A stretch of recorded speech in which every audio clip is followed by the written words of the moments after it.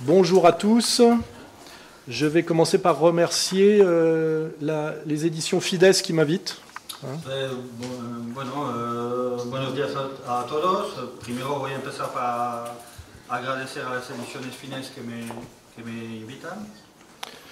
Le titre de cette petite conférence s'appelle Trump et Poutine contre le nouvel ordre mondial, point d'interrogation.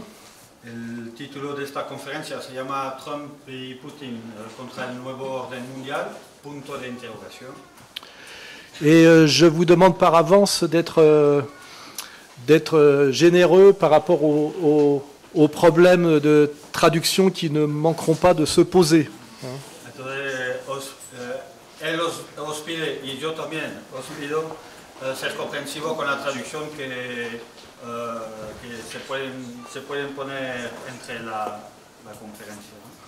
Sachant que j'ai donné à mon traducteur un plan de la conférence, mais que j'ai tendance à improviser pas mal et à m'emporter parfois, ce qui est très difficile pour le traducteur, donc je m'en excuse par avance.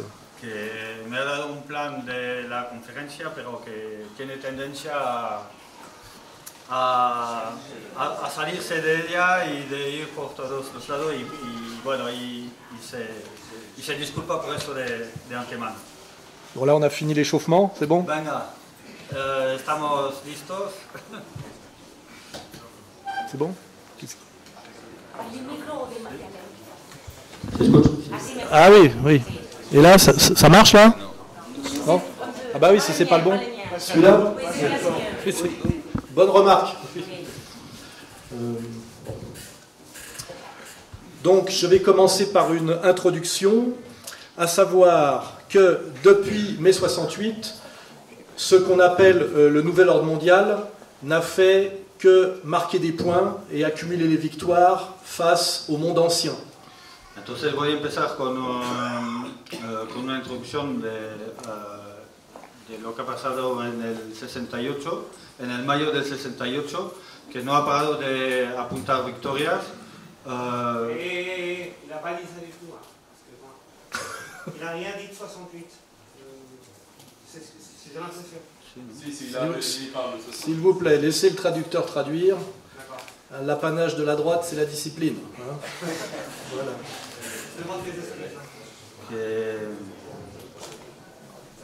Bueno, sí, del 68. Je reprends. Depuis mai 68... Oui, évitez ce genre d'intervention, s'il vous plaît. Depuis mai 68, le nouvel ordre mondial ne fait qu'accumuler des victoires face à ce qu'on appelle le monde ancien. Desde el mayo de 68 no paran de acumular victorias sobre el mundo antiguo. D'abord par le phénomène justement de mai 68 qui était une destruction des freins que pouvait imposer le monde traditionnel au marché par ce qu'on appelle le gauchisme. Hein. C'est trop long déjà là. En mai 68, cette attaque du monde ancien s'est faite par l'extrême gauche. En mayo 68, este ataque se ha hecho por la extrema izquierda. Et elle s'est prolongée après les attentats du World Trade Center. Y se ha prolongado después de los atentados de las Torres Gemelas. Par des forces qu'on pourrait qualifier en comparaison d'extrême droite. Por fuerzas que podríamos comparar con fuerzas de extrema derecha. C'est-à-dire qu'on est passé des libertaires d'extrême gauche aux néoconservateurs, néo-impérialistes. Es decir, que hemos pasado de los libertarios de extrema izquierda a los nuevos conservadores. Et le paradoxe, c'est que ces gens étaient les mêmes. Que c'était les juifs ashkénazes d'extrême gauche qui, dans un premier temps, ont attaqué le monde ancien par les idées libertaires. Es complicado. Bon, je vais le dire plus simplement.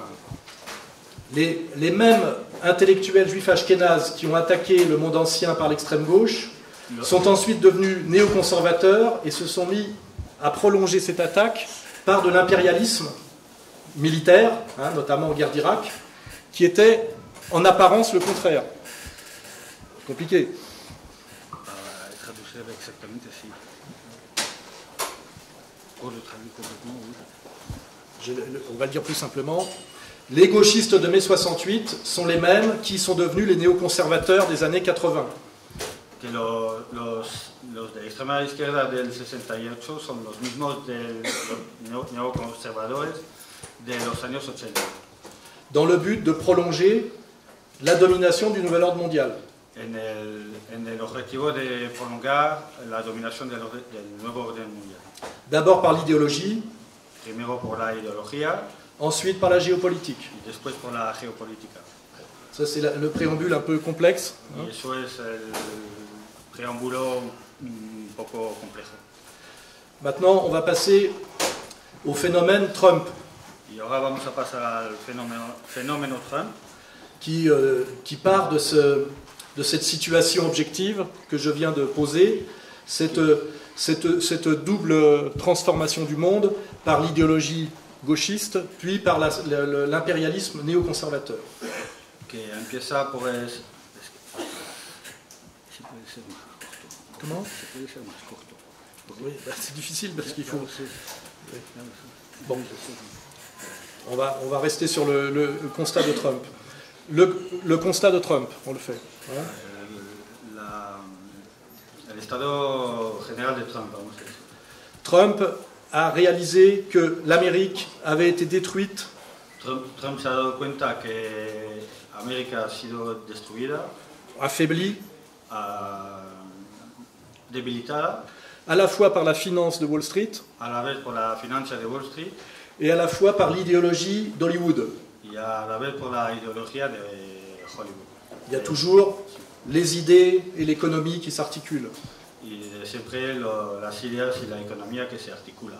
à savoir le parasitisme financier Al saber el parasitismo financiero et la décadence des mœurs. y la decadencia de los...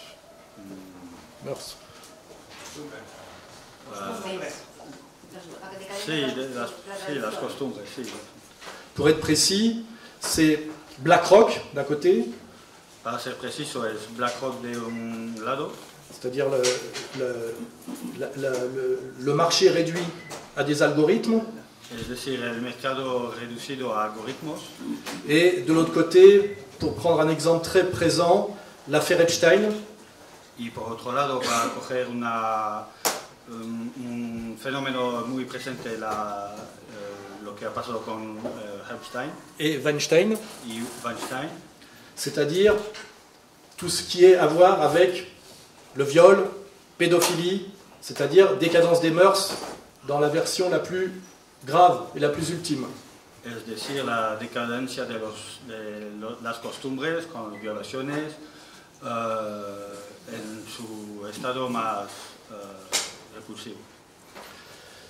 Cette destruction de l'Amérique profonde, on va dire de l'Amérique des films de John Ford, Esta destrucción de la América profundo en las películas de John Ford a été engagée dans les années 80 ha sido empezada en los años 80 par un acteur américain déguisé en cow-boy por un actor disfrazado en vaquero qui s'appelait Ronald Reagan.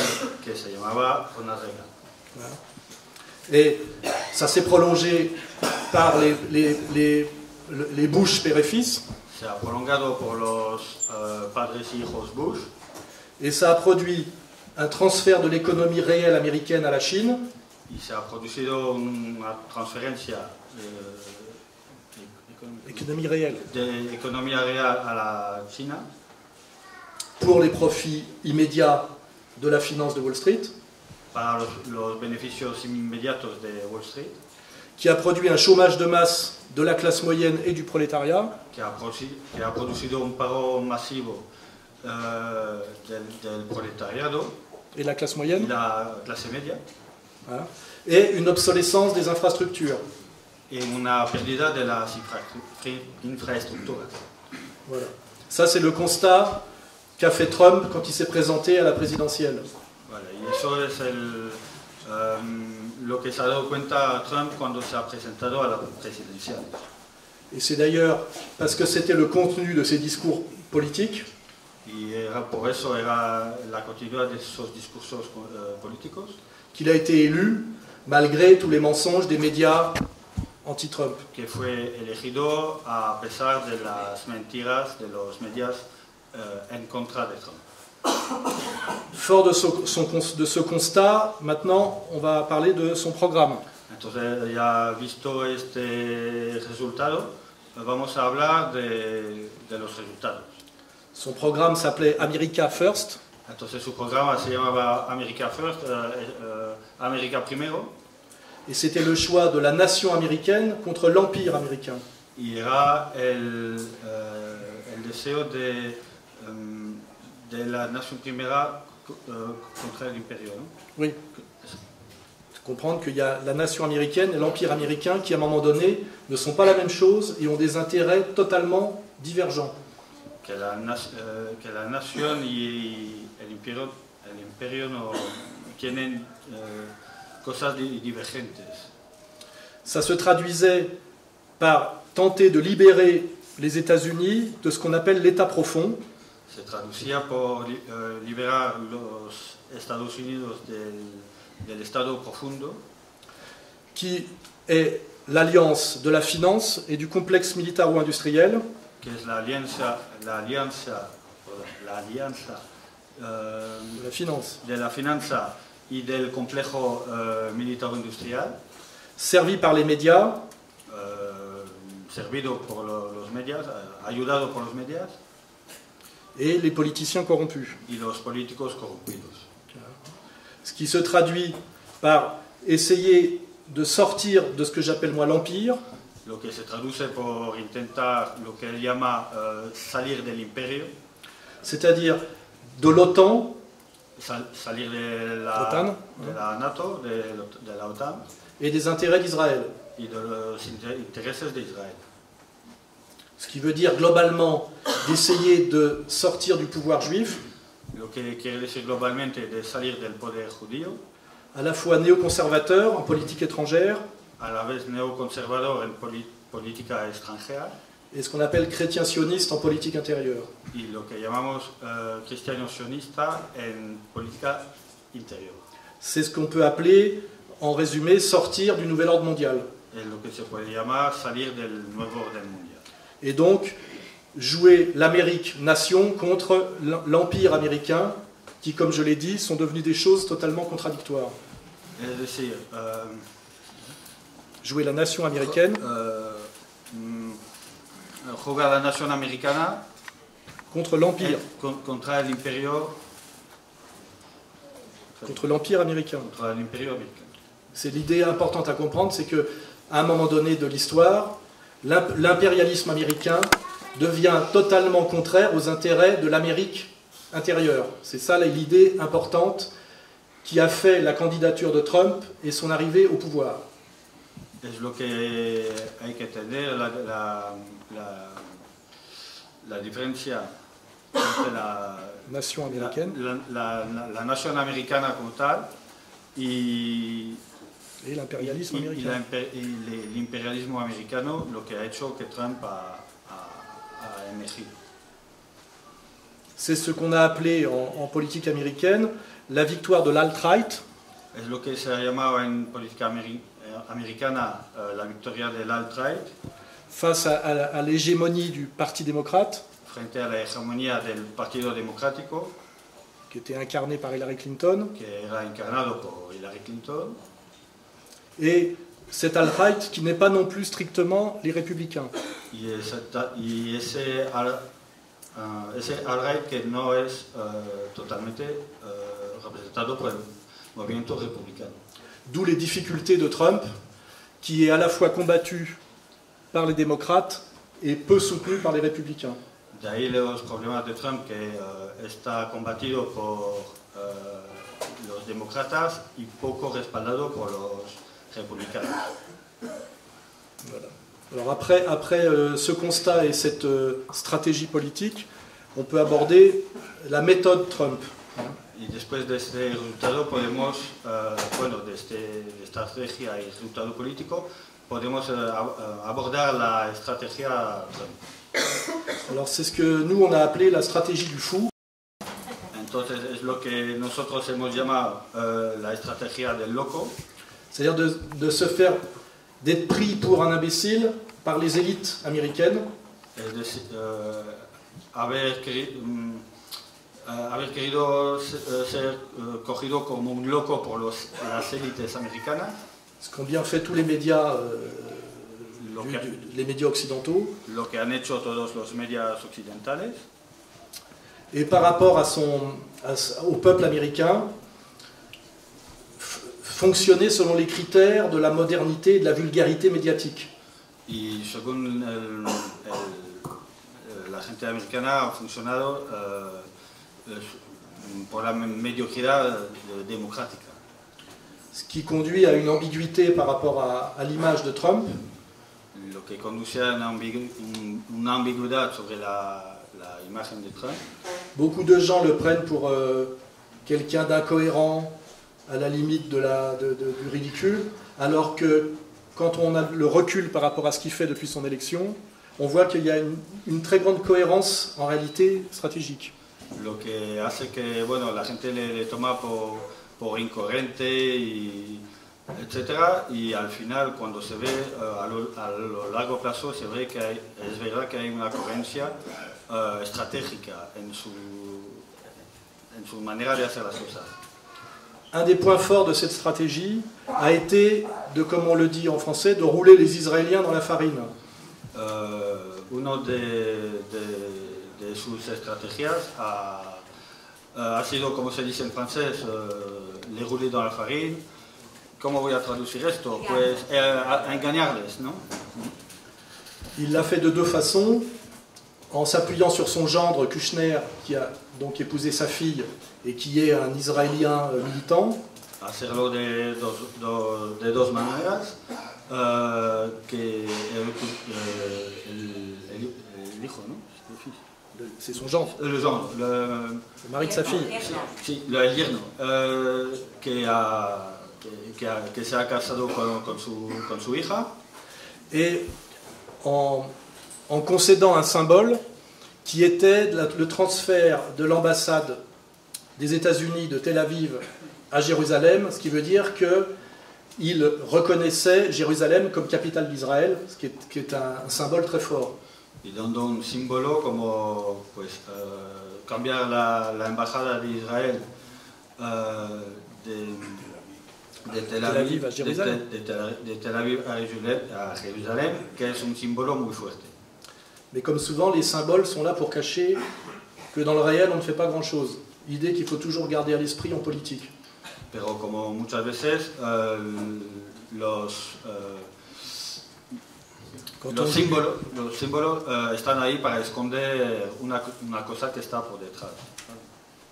On fait dans le symbolique ce qu'on ne fait pas dans le réel. C'est une des méthodes de la manipulation politique. Se hace en lo simbólico lo que no se hace en lo real. Es una de las maneras de los engaños políticos. Déjà avec son gendre et cet acte symbolique, les Israéliens l'ont pris pour un des leurs. Ya con el tema de su yerno y de ese acto simbólico, pues los israelíes lo han tomado por uno de los suyos. D'autant plus que dans le même temps, il a cassé tous les accords que Obama avait passés avec l'Iran. Y a la vez que en el mismo tiempo ha roto todos los acuerdos que Obama había pasado con Irán. Et en réalité, ça a donné deux choses sur la longue durée, c'est-à-dire sur le sérieux. Y en realidad ha dado dos cosas en el tiempo y en lo serio. Il est en train de refaire tous les accords avec l'Iran, avec ses propres hommes d'affaires. Donc en fait, il a simplement dépossédé la gauche des contrats et des accords avec l'Iran. Está ocupado a cambiar todos los acuerdos con Irán y deposeer la izquierda de todos los acuerdos que se habían pasado con Irán. C'est-à-dire il a repris ses accords à son compte en réalité. Ha recogido los acuerdos a su cuenta, en realidad. Et en douce, il a passé des accords avec Poutine sur toute la gestion du Moyen-Orient. Y al lado pues ha pasado acuerdos con Putin sobre la gestión del Medio Oriente. C'est d'ailleurs à cause de ça et de rien d'autre que la gauche, souvent alliée d'ailleurs à la droite républicaine américaine, essaye de le destituer en permanence. Y de hecho es por estos acuerdos que la izquierda le intentan destituir en permanencia. Ils disent que c'est parce qu'il aurait bénéficié au niveau électoral d'aide des Russes, mais en réalité, c'est parce que les néoconservateurs se sont rendus compte qu'ils ne suivaient plus le calendrier impérial au Moyen-Orient. Entonces, con el tema de Irán, pues ils veulent le destituer en disant qu'il a bénéficié d'aide au niveau électoral de Poutine, mais en vérité, c'est parce qu'il ne respecte pas, grâce à ses accords avec Poutine, le calendrier impérial au Moyen-Orient. Ha pasado acuerdos con Putin, le quieren destituir siempre por eso, porque no respeta el calendario político que se habían fijado ahí en Medio Oriente. Grâce à cette stratégie assez fine, il a bénéficié de 2 ans, on va dire, d'absence de visibilité par ses ennemis. Gracias a esta estrategia ha beneficiado de un par de años de libertad frente a sus enemigos. Et aujourd'hui seulement, les sionistes le traitent d'ennemi, mais il a gagné le temps qu'il fallait pour être en bonne position pour sa réélection. Y hoy en día, pues, con ese par de años, pues ha ganado el tiempo para estar listo para estas elecciones.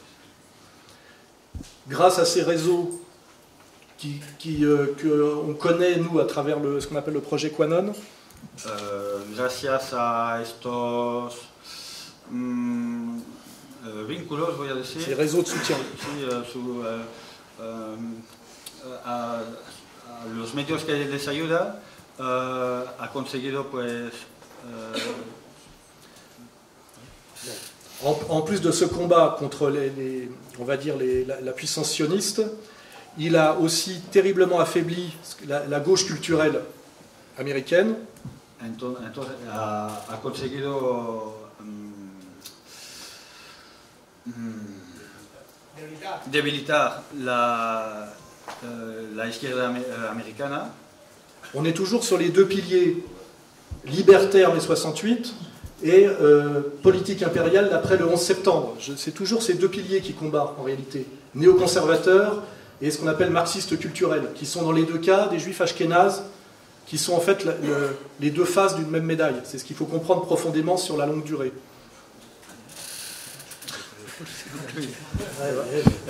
Se va y... Bon. A ver, en même temps... Es para continuar sobre los 2 pilares de mayo 68 y de los libertarios. On est toujours sur le combat contre les néoconservateurs, c'est-à-dire les sionistes, et contre la gauche culturelle. Hein, c'est-à-dire toujours que le combat, le même combat que j'ai posé au départ, hein, les 2 piliers du nouvel ordre mondial. La gauche culturelle et la droite impérialiste, qui sont en fait, dans les 2 cas, les mêmes juifs ashkénazes, qui sont passés de l'extrême gauche à l'extrême droite entre 80 et 90. Entonces, estamos hablando pues, todavía siempre de los conservadores y de esta izquierda, pero siempre de las mismas personas que son los judíos ashkenaz, que es la comparación que hace con el mayo 68 y los libertarios. Et pour affaiblir cette gauche, en même temps qu'il affaiblissait la droite, il y a eu l'affaire Weinstein qui est sortie, c'est-à-dire réduire Hollywood à de la prédation sexuelle, très important. Y para debilitar estas 2 corrientes, pues ha usado el caso de Weinstein et l'affaire Epstein, y Epstein, qui touche à la pédocriminalité et au chantage israélien sur le personnel politique américain. C'est très important de voir que sans sans Trump et le projet QAnon, ces deux grandes figures ne seraient pas tombées. Y de ahí, pues eso, tocar a la pedocriminalidad y hablando del programa QAnon. Vous connaissez bien l'affaire Epstein en Espagne? Aquí Non. mucho. On ne parle pas de l'affaire Epstein en Espagne?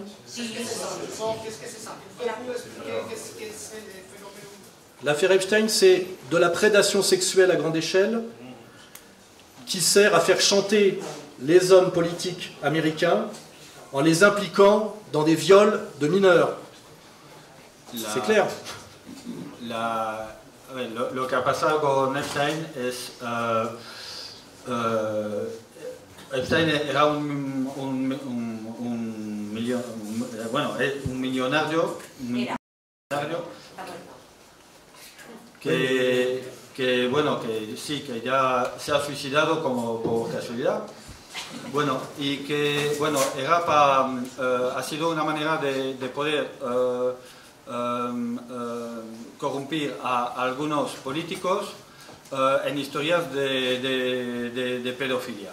Entonces, este señor invitaba a gente a su mansión, tenía una isla, y los invitaba ahí, y invitaba a chicas muy jóvenes, y bueno, las violaban y todo esto. Et Epstein, qui a été assassiné ou suicidé, on ne sait pas trop, était un agent israélien, et de le faire tomber a dévoilé au grand public la façon dont Israël dominait les décisions politiques américaines par du chantage sexuel. C'est très important. Y Epstein, pues que era un agente israelí, con la salida de esto en la prensa, ha sido la prueba que el mundo de Israel hace un chantaje sobre los políticos americanos vía esta manera para mandar a Israel en las decisiones americanas. Donc pour conclure cette première partie, fort du constat que l'Amérique avait été affaiblie par l'idéologie gauchiste et par l'impérialisme militaire qui n'était que dans l'intérêt d'Israël, entonces para concluir esta parte, l'Amérique avait été affaiblie. Que América ha sido Affaiblie.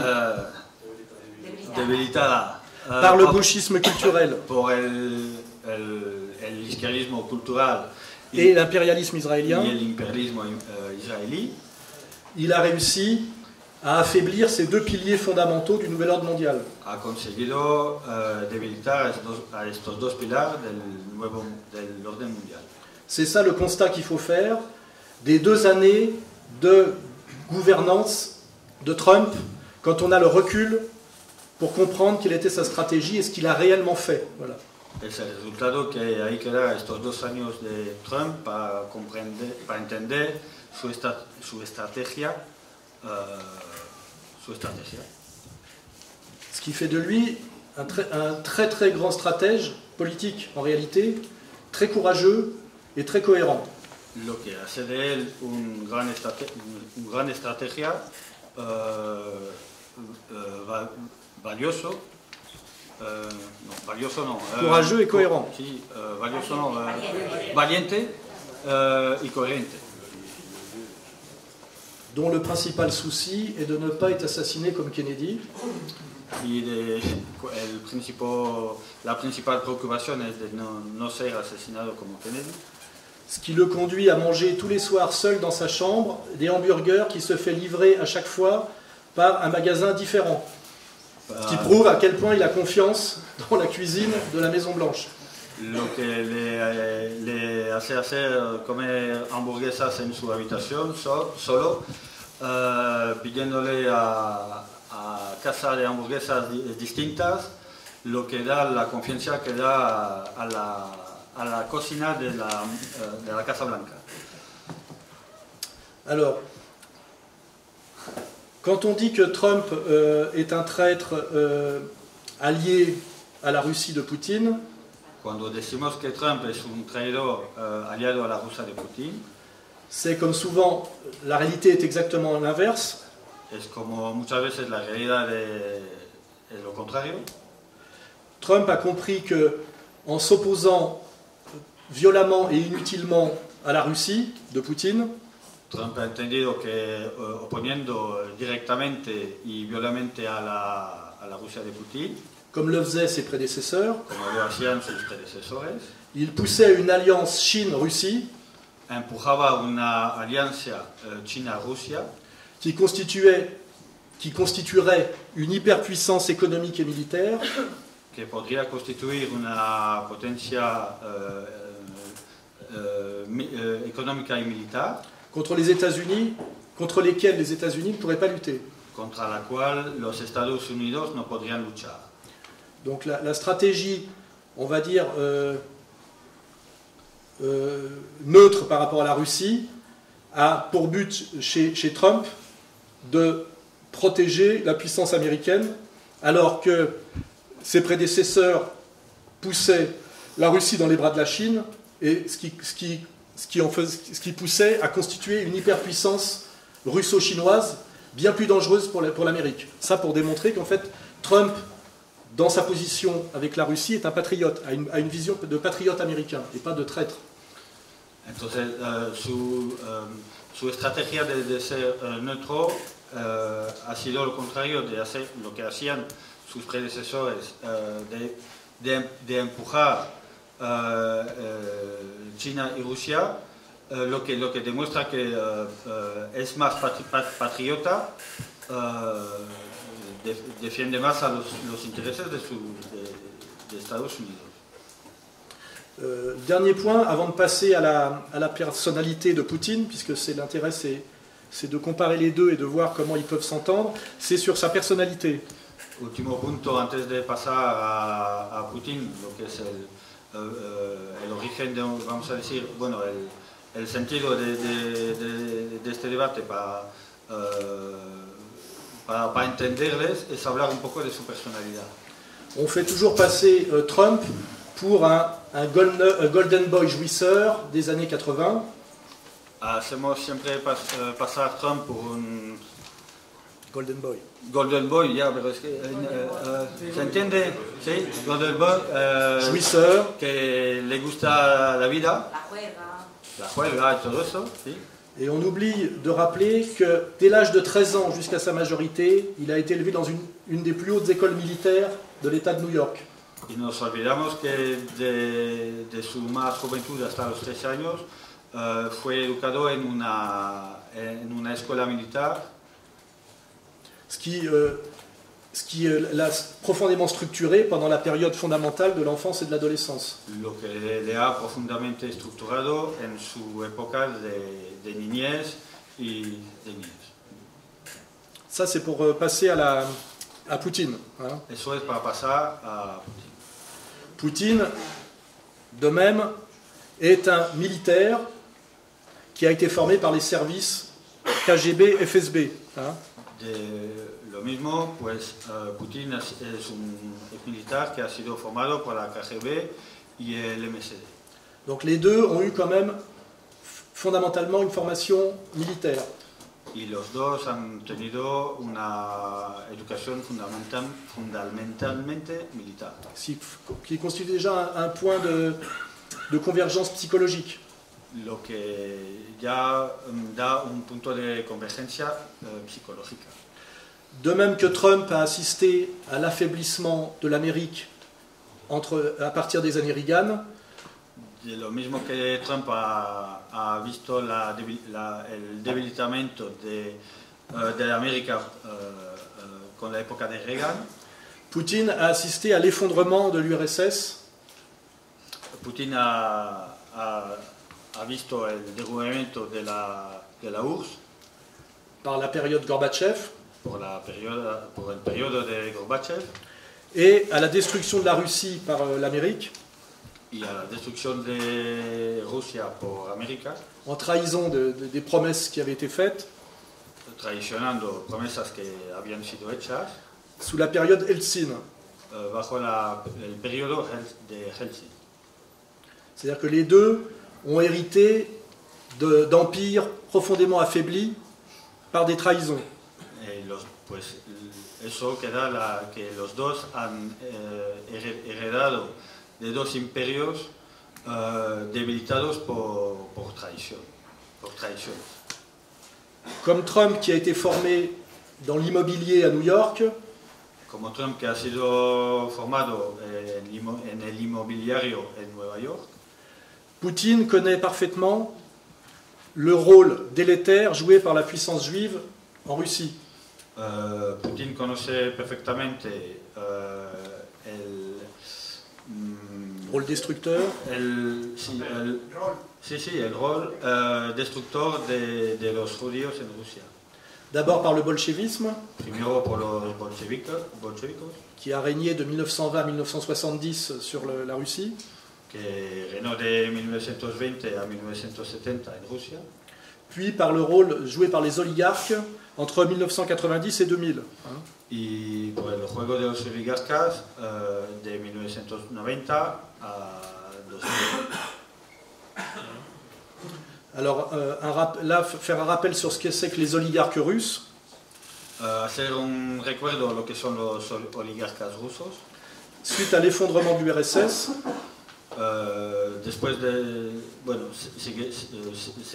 de seguida el derrumbamiento de la URSS, il y a eu une privatisation massive de l'économie russe, hubo una privatización masiva de la economía rusa, ce qui a permis à des étudiants juifs de 30 ans lo que permitió a estudiantes judíos de unos 30 años qui avaient monté des joint ventures avec la puissance juive financière américaine, que habían montado joint venture con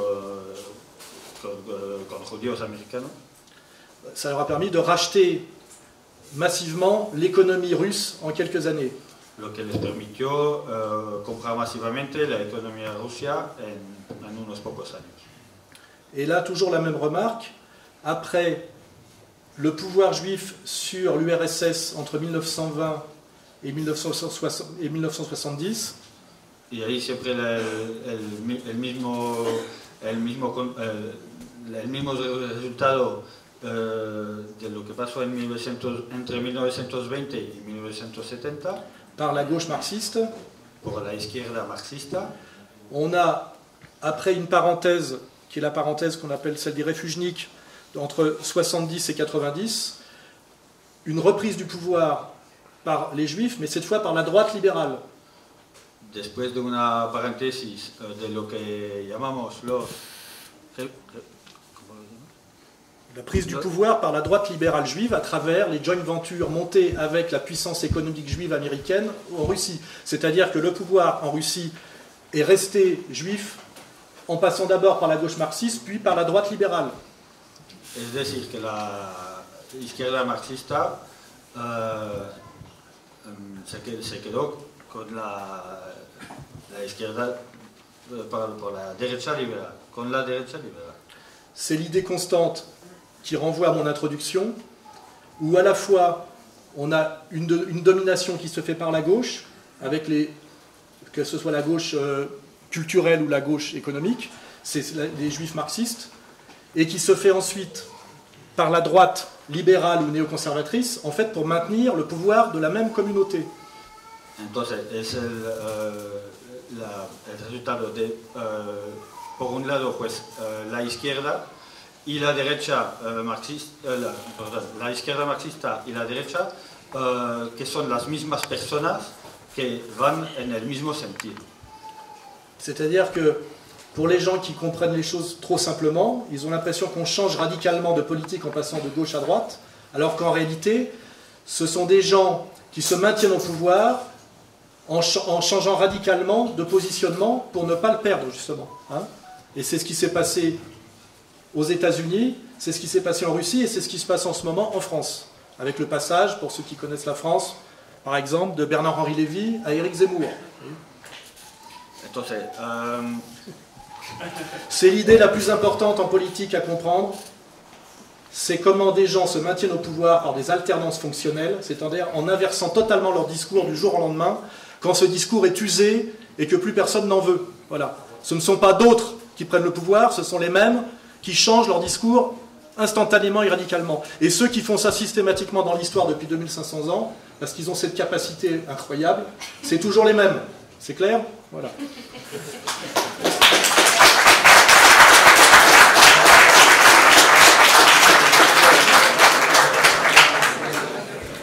Lo habéis entendido perfectamente, ¿no?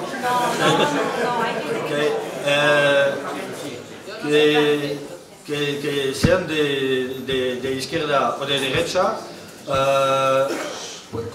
pueden cambiar las ideas y de manera a veces muy opuesta, pero el resultado es que son siempre los mismos que mandan desde hace 2500 años y son siempre los mismos. Y la gente que tiene poca reflexión cultural piensa que están cambiando las cosas cuando son siempre los mismos que están mandando. Pasa esto en Francia con Bernard-Henri Lévy y Éric Zemmour. Bon, on a compris cette idée. C'est ce même constat qu'ont fait à la fois Trump et Poutine sur leurs deux pays respectifs. Es el mismo resultado que Trump y Putin han hecho sobre sus respectivos países. Et fort de ce constat, le programme de Poutine a été aussi de restaurer le prestige et la grandeur de la Russie. Y de este resultado, Putin ha dado como resultado restablecer el prestigio de Rusia par un capitalisme oligarchique russe, por un capitalismo oligárquico ruso, c'est-à-dire un capitalisme hors marché ouvert, ce qui est très important, es decir, un capitalismo fuera del mercado abierto, ouais, afin d'échapper aussi au nouvel ordre mondial, para escapar del nuevo orden mundial, par la multipolarité, qui est la proposition politique, de politique étrangère de Poutine depuis des années, por la multipolaridad, que es la política extranjera de Putin desde hace años, et au niveau idéologique par ce qu'on appelle l'eurasisme, y a nivel ideológico por lo que llamamos el eurasismo, qui est l'alternative à ce qu'on appelle l'occidentalisme russe qui remonte à Pierre le Grand. Hein. que es la alternativa a lo que llamamos el occidentalismo ruso, que viene de la época de Pedro el Grande. La différence fondamentale existant entre la Russie et les États-Unis après ces constats de similarité, c'est que la Russie aujourd'hui est un pays sans dette. El resultado después de esto es darse cuenta que Rusia es un país sin deuda, Alors que les États-Unis sont le pays le plus endetté du monde. y a la vez los Estados Unidos es el país más endeudado del mundo. Après, c'est comment Poutine est arrivé au pouvoir, parce qu'il y a une sorte de mystère sur la prise du pouvoir par Poutine. Y después es ver cómo Putin ha llegado al poder, porque hay una mística sobre cómo llegó Putin al poder. Car je rappelle que c'était un petit agent du FSB qui se retrouve aujourd'hui le grand maître de la Russie. Et peu de gens sont capables d'expliquer comment ça s'est passé.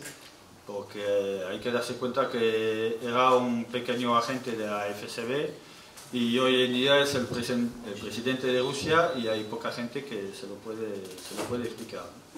C'est une analyse à moi que j'ai fait valider par les plus hautes instances russes. Eso es un análisis suyo que hizo avalar por las más para las altas esferas rusas. Sí. Dans la période Eltsine, en el periodo Eltsine, les oligarques russes, los oligarcos rusos, qui étaient, comme je l'ai dit, des juifs liés à la puissance juive américaine, como ya lo he dicho, que eran judíos liados con los judíos americanos, ont pris le contrôle de la totalité de l'économie russe par les privatisations. Cogieron la totalidad de la economía rusa por la privatización. Ce qui a correspondu à un effondrement et une destruction de l'État russe.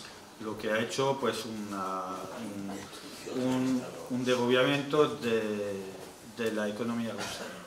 Et à la prolifération de bandes armées prédatrices, presque toujours issues de l'armée et de la police, qui, n'ayant plus d'argent pour vivre, se sont muées en bandes de gangsters. Y la proliferación de bandas, muchas viniendo del lado militar, que los ha convertido en gángsters. Dès lors, le problème des oligarques qui avaient volé la richesse russe était d'assurer leur sécurité par rapport à des prédateurs qui se mettaient à les attaquer, ce qui est un phénomène classique dans les effondrements.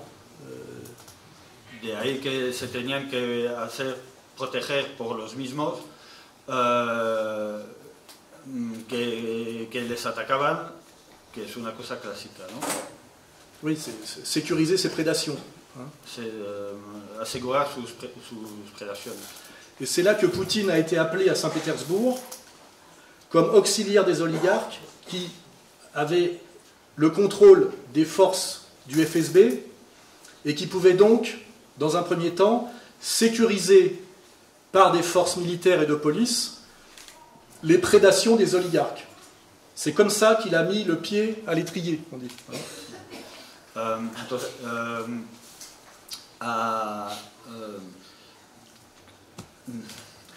Poutine a été choisi par les prédateurs juifs de l'oligarchie pour les protéger au départ. Putin fue escogido por los predadores judíos para protegerlos. À Saint-Pétersbourg, dans un premier temps. En San Petersburgo en un primer tiempo.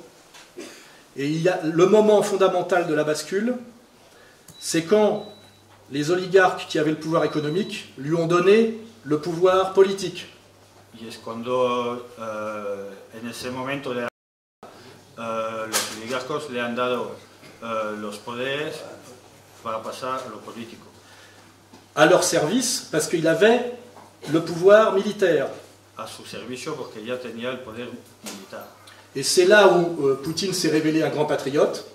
Y es ahí en ese momento que Putin se ha revelado un gran patriota. C'est ce qu'on appelle la dialectique du chéquier et du fusil. Es lo que se llama la política del tablero y del fusil. No sé cómo se puede traducir. Il a réuni les oligarques.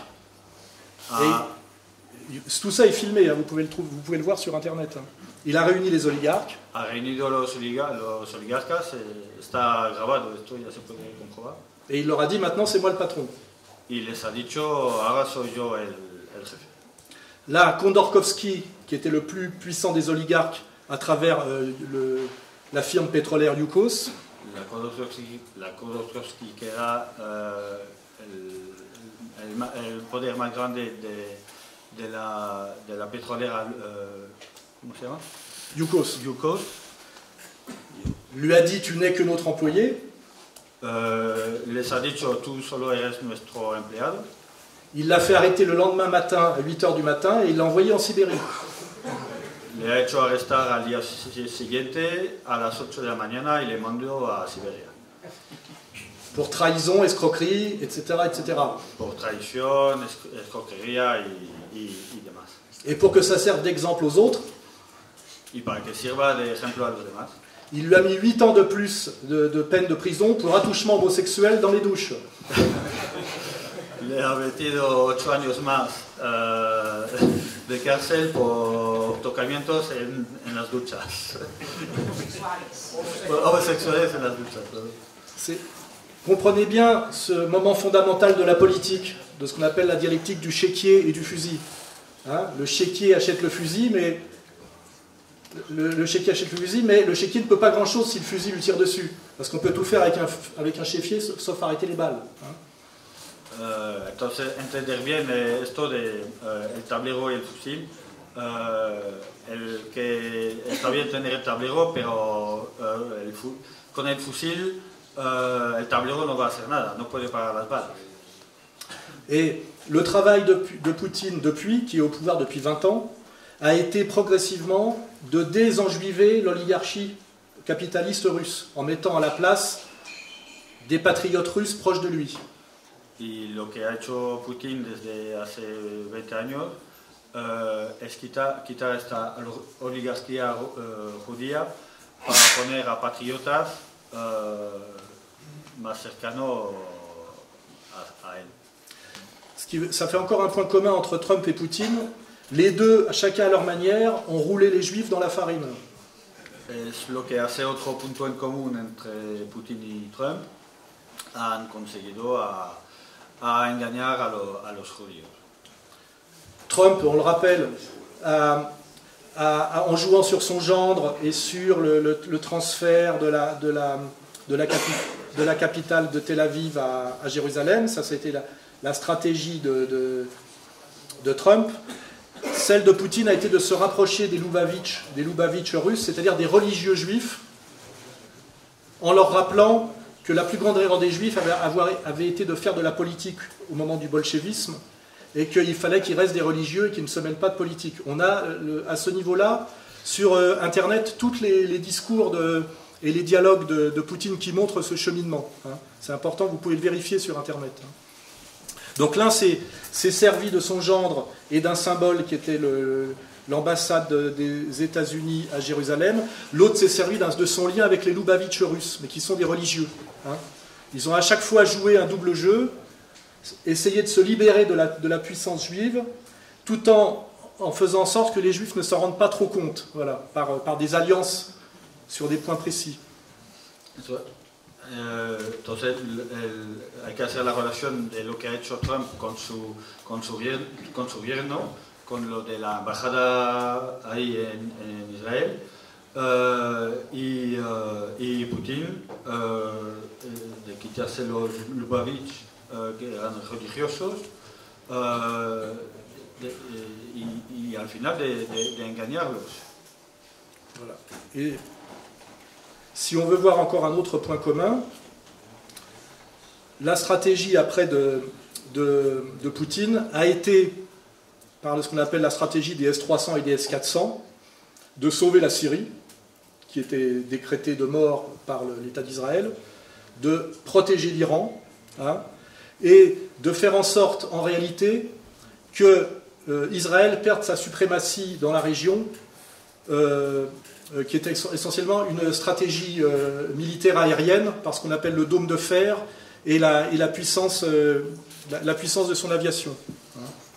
Entonces, pues lo que ha hecho poniendo los 300 y los 400, pues es ayudar a Siria a proteger a Irán y a quitar el dominio aéreo con el domo de hierro con los misiles estos que tienen los israelíes, por su intervención a poner los 300, 400. Et cette convergence qu'on découvre seulement maintenant de manière claire entre Poutine et Trump sur le Moyen-Orient, et ce qui met fin d'une certaine manière à la marche en avant du nouvel ordre mondial, qui était la mise en place du redécoupage du Moyen-Orient, et aussi le projet du Grand Israël. Y esta convergencia que vemos ahora, pues entre Trump y Putin, de lo que están haciendo en Siria, para contrarrestar el recortamiento del Gran Israel que querían hacer los israelíes ahí en la región, ¿no? Voilà, c'est à peu près la conclusion de cette courte présentation. J'insiste, qui est aussi une spéculation. C'est ma vision des choses, mon analyse. Je ne peux pas prouver qu'elle est à 100% juste, mais il semblerait qu'avec le recul qu'on a maintenant, c'est en réalité ce qui s'est passé au niveau de la politique mondiale, et qu'on assiste bien à un accord discret de Poutine et Trump pour mettre un terme à la marche en avant du nouvel ordre mondial, tel que je l'ai décrit.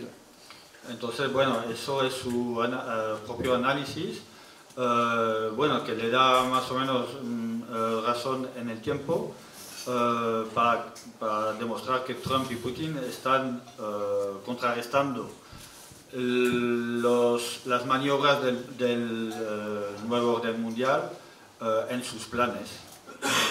Qui se traduit en général par, là ça renvoie à mon livre Comprendre l'Empire, demain la gouvernance globale ou la révolte des nations, qui est, on va dire, plutôt une poussée actuelle de nationalisme américain, nationalisme russe, contre une stratégie de ce qu'on appelle gouvernement mondial, hein, qui aurait fonctionné sur l'effacement de la nation américaine et l'effacement de la nation russe. Voilà.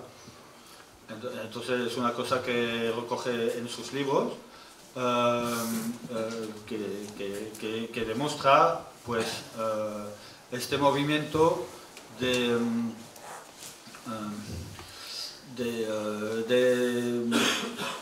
¿cómo decirlo? Qu'est-ce que tu cherches comme mot? Eliminación. Effacement, eliminación. Sí. C'est pas élimination, c'est affaiblissement. On sent qu'en ce moment, dans le rapport de force mondialisme-nationalisme, on a, grâce au nationalisme de Poutine et au nationalisme de Trump, une alliance qui fait que pour la première fois depuis, on va dire, le 11 septembre 2001, les forces néo-nationales semblent reprendre la main par rapport aux forces impériales mondialistes. Que entre los nacionalismos rusos y americanos, pues entre los dos, pues vuelven a estar juntándose, están ayudando al debilitamiento del nuevo orden mundial. Alors ça a des conséquences sur la France et l'Espagne, si je veux finir pour que ça nous intéresse nous. Tiene consecuencias sobre Francia y España, para quedarnos por aquí. C'est que les impérialistes mondialistes dont le noyau dur est juif sont inquiets et qui sont en train de sanctuariser la France. Es que los imperialismos judíos están sacralizando Francia. Pour que ce soit une base de repli sûre pour eux. D'où tout ce que je prends dans la gueule en France en ce moment politiquement et la situation française très étrange si on ne la lit pas avec cet éclairage. Para que Francia se quede como una base donde refugiarse, por eso todo lo que le está pasando en Francia. Et pour l'Espagne, comprendre peut-être pourquoi des Israéliens aujourd'hui demandent de récupérer la nationalité espagnole en prétendant que Isabelle la catholique possédée en 1492. Y eso, pues, lo que pasa aquí en España, pues judíos que están pidiendo la nacionalidad española bajo pretexto que Isabel la católica se las quitó en 1492. Tout ça est un signe d'inquiétude des impérialistes, qui sont très marqués communautairement, qui pensaient passer de ce qu'on appelle la Pax Americana à la Pax Judaica, c'est-à-dire, c'était le but du nouvel ordre mondial, c'est que la capitale mondiale soit à Jérusalem, hein, c'est bien annoncé, avec la reconstruction du troisième temple. Et il semble que ce projet subisse des coups assez violents en ce moment, pour que même les élites judéo-israéliennes mondiales sentent la nécessité aujourd'hui de récupérer des passeports espagnols, peut-être pousser à la sécession de la Catalogne, je pense qu'il y a des liens aussi, sanctuariser la France, s'implanter en Patagonie, acheter des espaces en Nouvelle-Zélande et en Australie. Pour ceux qui s'intéressent à ces sujets, vous verrez que ces gens-là ont toujours un coup d'avance et je crois qu'ils partagent un peu ma vision inquiète de leur avenir. Entonces, bueno, esta gente está preocupada, por eso les empuja a pedir pasaportes que ya no tienen ni ocuparse de Patagonia y demás cosas que están preocupados. No, su proyecto de Israel ven que está recibiendo golpes y se están preocupando. Et j'espère qu'ils ont raison. Y espero que tengan razón. Merci. Gracias.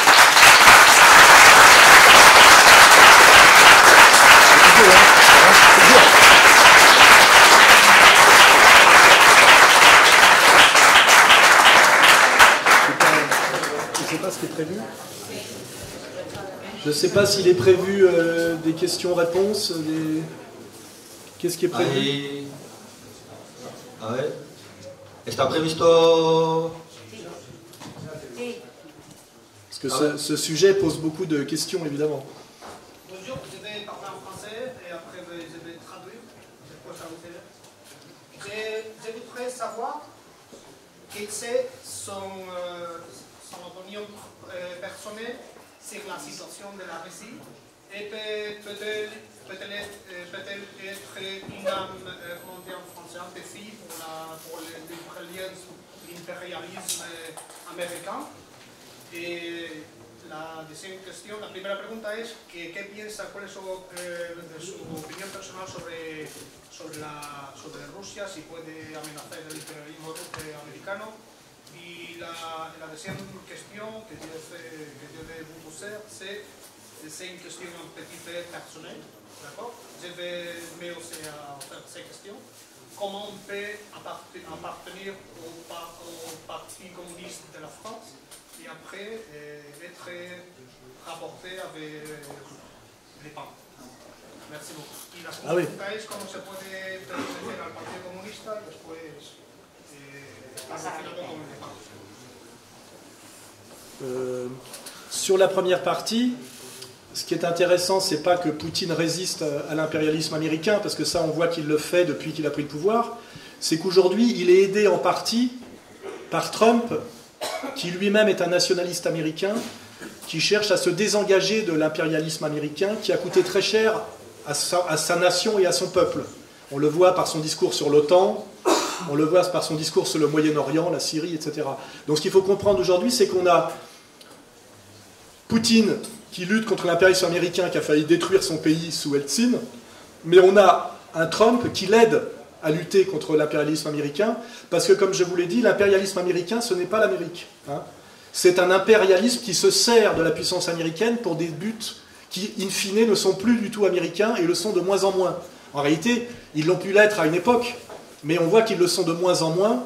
Et je dis, Trump a marqué le moment où une certaine élite américaine a vraiment compris que l'impérialisme américain devenait complètement contraire à l'intérêt profond de l'Amérique. Hein. Vous voyez, c'est ça le moment. Ça, c'est la réponse à la première question.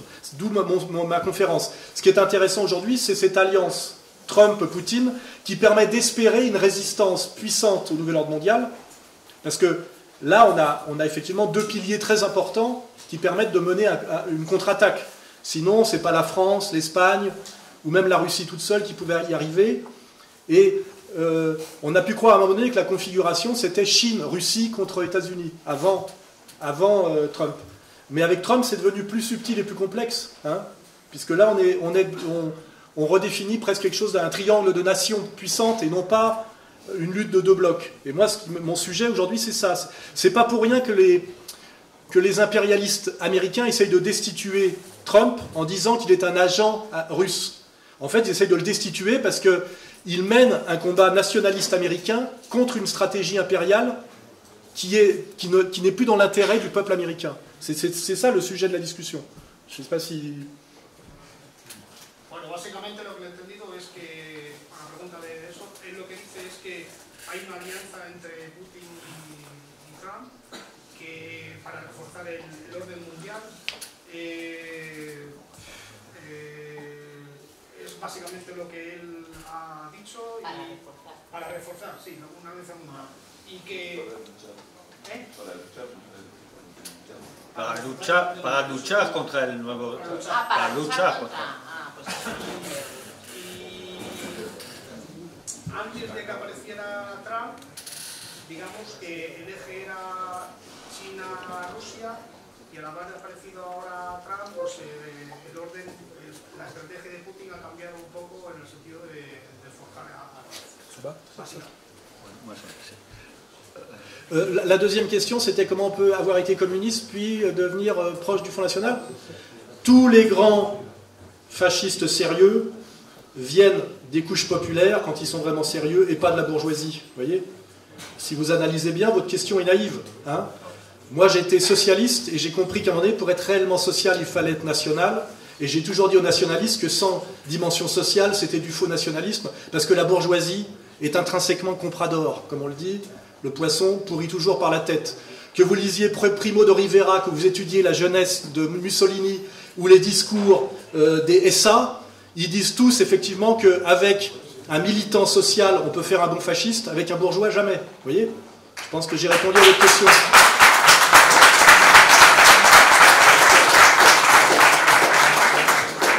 Básicamente que es algo normal que una persona que ha pasado por el socialismo termine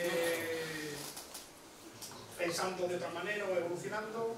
Ha mencionado el ejemplo de Primo de Rivera, otras personalidades, y es algo bastante normal. En fait, je suis national et social, parce qu'il n'y a pas de social sans le national, et qu'il n'y a pas de national sans le social, en réalité, si on est sérieux. Donc, comme je l'ai dit souvent en France, ça m'a valu des ennuis, je suis un national-socialiste français. Ça veut dire que je ne suis pas allemand, donc je n'ai pas les problèmes des Allemands. Parce que les Allemands avaient un problème d'espace vital qui nécessitait une vision raciale pour justifier un expansionnisme à l'Est. La France est un pays sous-peuplé, riche, qui pour être à la fois social et national, n'a pas besoin de déclarer une guerre raciale. Donc, c'est toute la différence.